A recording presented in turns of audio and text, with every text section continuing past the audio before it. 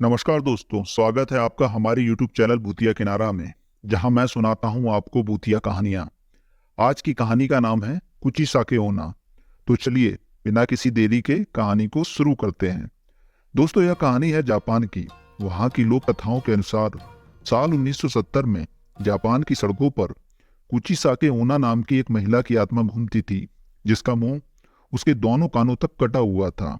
और यह महिला अपने मुंह को किसी मास्क या कपड़े से ढके रखती थी और अपने हाथ में एक धारदार हथियार जैसे चाकू या कैंची लेकर जापान की सड़कों पर लोगों के घरों के बाहर इधर उधर घूमती रहती थी।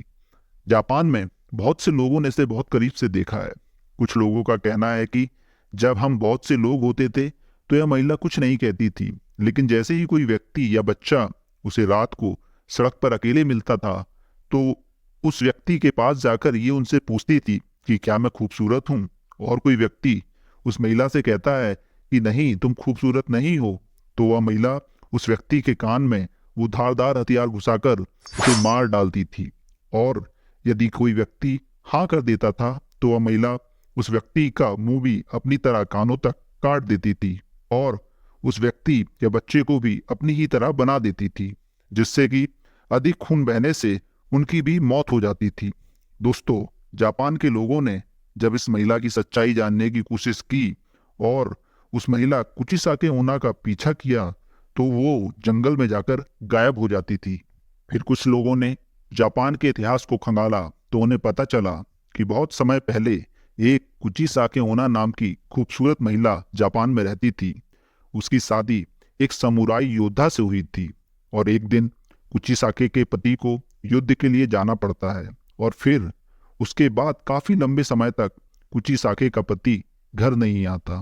कुचिसाके बहुत खूबसूरत थी, इसलिए जब वो अकेली रहने लगी तो एक अन्य आदमी से उसे प्रेम हो गया।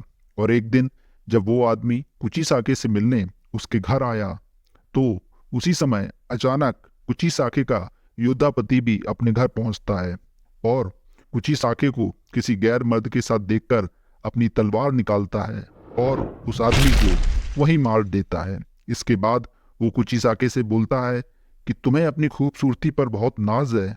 फिर अपनी तलवार से कुचिसाके का मुंह उसके एक कान से दूसरे कान तक काट देता है और फिर उसे आईना दिखाकर पूछता है, बताओ तुम खूबसूरत हो कि नहीं।